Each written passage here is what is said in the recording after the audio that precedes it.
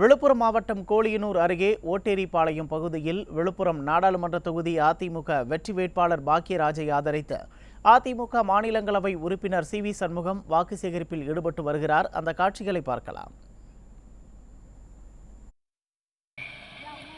இன்றைக்கு நடைபெறுகின்ற தேர்தல் தர்மத்திற்கும் அதர்மத்திற்கும் நடைபெறுகிற தேர்தல். இன்றைக்கு நடைபெறுகின்ற 3 ஆண்டு காலம் திமுக அரசு, ஸ்டாலின் அரசு, 10 ஆண்டு காலம் மோடியுடைய அரசு. இந்த 2 அரசிலும் இன்றைக்கு பல்வேறு ராஜகங்கள், மக்களை பற்றி சிந்திக்காமல் தங்களை மட்டும் பார்த்துக் கொண்டிருக்கின்ற அரசு. விலைவாசி இன்னைக்கு கடுமையாக உயர்ந்திருக்கிறது. எடப்பாடியார் ஆட்சி மாற்றத்திற்கு பிறகு இன்றைக்கு விலைவாசி தயவு செய்து சிந்தித்து பார்க்க வேண்டும். அனைத்து விலைவாசிகளும் இன்றைக்கு 3 மடங்கு 4 மடங்காக உயர்ந்திருக்கிறது. அரிசி கிலோவுக்கு 15 ரூபாய் உயர்ந்திருக்கிறது. இன்னும் கொஞ்ச நாள் அரிசிக்கு தட்டுப்பாடு வரும்னு சொல்றாங்க.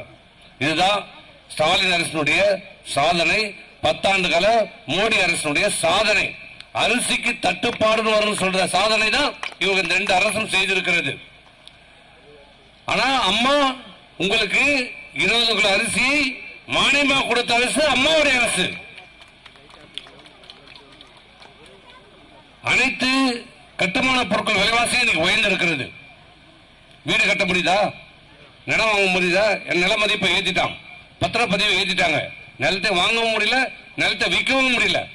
இந்த அரசு எல்லா வரையும் ஏற்றிட்டான். கரண்ட் விலை 2 தடவை ஏற்றிட்டான். 100 மடங்கு 150 மடங்கு கரண்ட் உயர்ந்திருக்கிறது இந்த ஆட்சியில், ஸ்டாலினுடைய அரசுல. பால் விலை உயர்ந்து போச்சு, பஸ் கட்டணம் உயர்ந்திருந்தது, பத்திரப்பதிவு உயர்ந்திருக்குது, வீட்டு வரி உயர்த்திட்டாங்க. எந்த வரி உயர்த்தல? எல்லா வரியும் உயர்ந்திருக்கிறது. ஆனா எல்லா வரியும் உயர்ச்சிச்சு, விலைவாசி உயர்ந்திருது. ஆனா உங்களுக்கு சம்பளம் உயர்ந்திருக்கிறதா? வாங்குற கூலி உயர்ந்திருக்கிறதா? மாச சம்பளம் உயர்ந்திருக்கிறதா? அன்னைக்கு என்ன நீ கூலி வாங்கினே அதே கூலி தான் இன்னைக்கு வாங்குறோம். ஆனா எல்லா விலையும் உயர்ந்திருக்கு.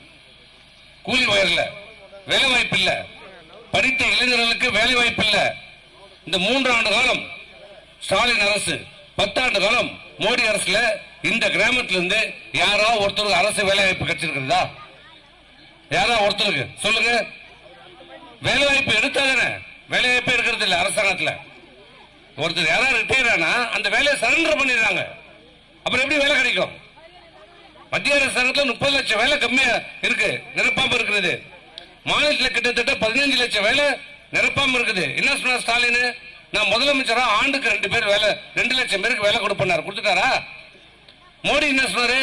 ஆண்டுக்கு 2 கோடி பேருக்கு வேலை கொடுப்பாரு. இங்க தமிழ்நாட்டில் ஒரு 200 பேருக்கு வேலை கொடுத்துருக்காரா? இந்த பக்கத்தில் இருக்குது, உங்க ஊர் பக்கத்துல நெய்வேலி, 1000 பேர் இன்ஜினியர் இருக்காங்க நெய்வேலியில. எத்தனை பேர்? 1000 பேர் இன்ஜினியர் இருக்கு. தமிழ்நாட்டில இருந்து ஒரு ஆள் கிடையாது. ஒரு தமிழகத்திற்கு ஆளுக்கு வேலை இல்ல. ஆனா இங்க தமிழ்நாட்டுக்கு மட்டும் வந்தாருன்னு பாருங்க. எனக்கு தமிழ் ரொம்ப பிடிச்ச மொழி, செம்மொழி, திருக்குறள் எல்லாம் பேசுவார்.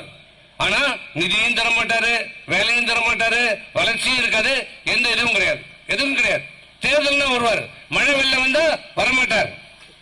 தேர்தல் இன்னைக்கு கூட வரார், இன்னைக்கு கூட வர. மெட்ராஸ்ல வெள்ளம் வரும்போது மெட்ராஸ் எட்டியே பார்க்கல, மெட்ராஸ் எட்டியே பார்க்கல. மெட்ராஸே முழுகி தண்ணியில முழுகி இருந்தது, மெட்ராஸே எட்டி பார்க்கல. ஒரு வார்த்தை கூட என்னன்னு கேட்கல. இன்னைக்கு வரைக்கும் ஒரு நயா பைசா தரல.